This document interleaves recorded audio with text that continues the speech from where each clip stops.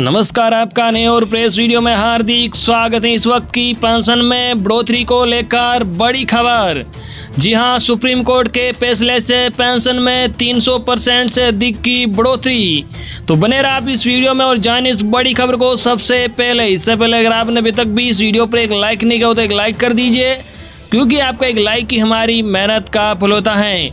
वही चैनल को भी फ्री में सब्सक्राइब नहीं किया हो, सब्सक्राइब कर लीजिए, ताकि आगे भी आपको कर्मचारी व पेंशनर्स जुड़ी लेटेस्ट से लेटेस्ट बड़ी अपडेट सबसे पहले देखने को मिलती रहे। तो चलिए बढ़ते हैं इस बड़ी अपडेट में। आगे आपको बता दें कि कर्मचारियों को सुप्रीम कोर्ट में जल्द राहत मिल सकती है। दरअसल सुप्रीम कोर्ट के फैसले से ईपीएफ में योगदान करने वाले लाखों कर्मचारियों की पेंशन एक झटके में 300% तक बढ़ सकती है। कर्मचारी भविष्य निधि संगठन ईपीएफओ ने कर्मचारियों की पेंशन के लिए अधिकतम वेतन 15,000 रुपये तय किया है। मतलब आपकी सैलरी भले ही 15,000 रुपये महीने से ज़्यादा हो, लेकिन आपकी पेंशन की गणना अधिकतम 15,000 रुपये सैलरी पर ही की जाएगी। अब सुप्रीम कोर्ट ईपीएफओ की इस सैलरी लिमिट को ख़त्म कर सकता है। ये मामला विचाराधीन है। इस पर लगातार सुनवाई चल रही है। कर्मचारियों की पेंशन की गणना और अंतिम वेतन यानी उच्च वेतन ब्रैकेट पर भी की जा सकती है। इस फैसले से कर्मचारियों को कई गुना ज़्यादा पेंशन मिलेगी। बता दें, पेंशन पाने के लिए कर्मचारी भविष्य निधि में 10 साल तक योगदान जरूरी है। वही 20 साल की सेवा पूरी करने पर 2 साल का वेटेज मिलता है।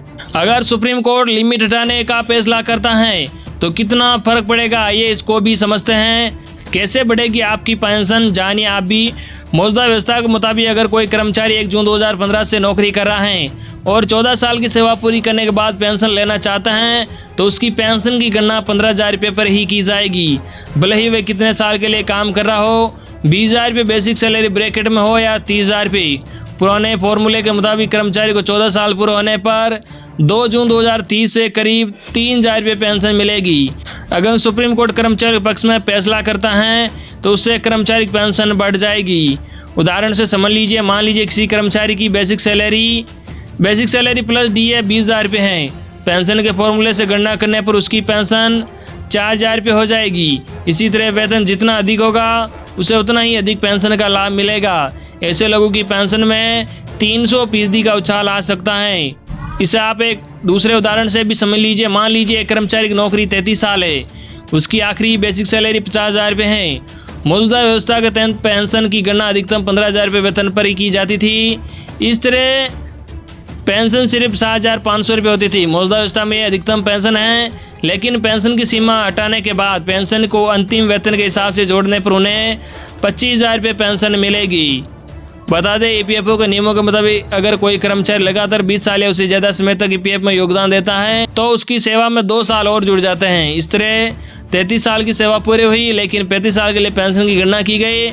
ऐसे में उस कर्मचारी की सैलरी में 333% का इजाफा हो सकता है।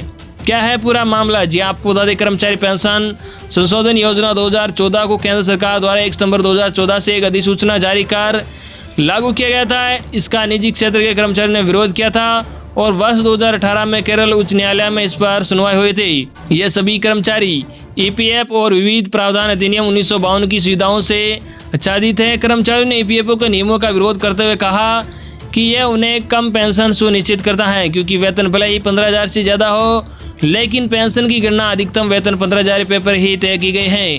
हालांकि केंद्र सरकार द्वारा 1 सितंबर 2014 को किए गए संशोधन से पहले यह राशि 6,500 रुपये थी। ईपीएफओ के नियमों को अनुचित मानते हुए केरल उच्च न्यायालय ने कर्मचारियों की रीट स्वीकार करते हुए फैसला दिया था।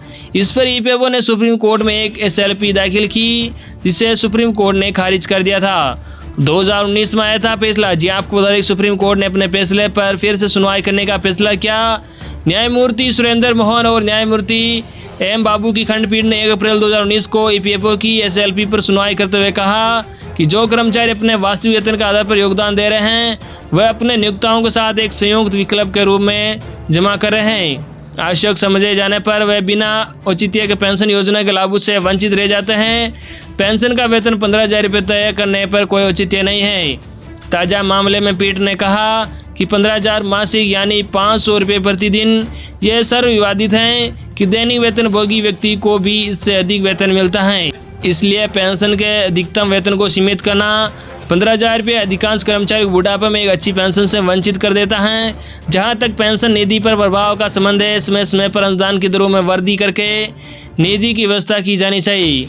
अभी भी लंबित है मामला। जी आपको बता दें कि जनवरी 2021 में सुप्रीम कोर्ट ने 2019 के अपने फैसले पर पुनर्विचार किया और मामले की सुनवाई करने का फैसला किया। इस मामले पर 17 अगस्त से लगातार सुनवाई हो रही है। दरअसल श्रम मंत्रालय और ईपीएफओ की ओर से केरल हाईकोर्ट के आदेश के खिलाफ एक याचिका भी दायर की गई थी। ईपीएफओ का मानना है कि इस आदेश में पेंशन 50 गुना तक बढ़ सकती है। 25 अगस्त को न्यायमूर्ति यूयू ललित और न्यायमूर्ति अजय रस्तोगी की पीठ ने मामले की सुनवाई करते हुए मामले को 3 सदस्यीय बड़ी पीठ के पास भेजने का फैसला किया। मामला अभी लंबित है। तो ये थी आज की लेटेस्ट और बड़ी खबर जो हमने अब तक पूछा है। आई होप कि आपको आज की लेटेस्ट और बड़ी खबर पसंद आएगी। इस वीडियो पर ज़्यादा से ज़्यादा लाइक और इस वीडियो को ज़्यादा से ज़्यादा आपके मिलने वाले साथियों तक जरूर शेयर करना, ताकि उन तक भी आज की लेटेस्ट और बड़ी खबर उन तक पहुँच सके। धन्यवाद।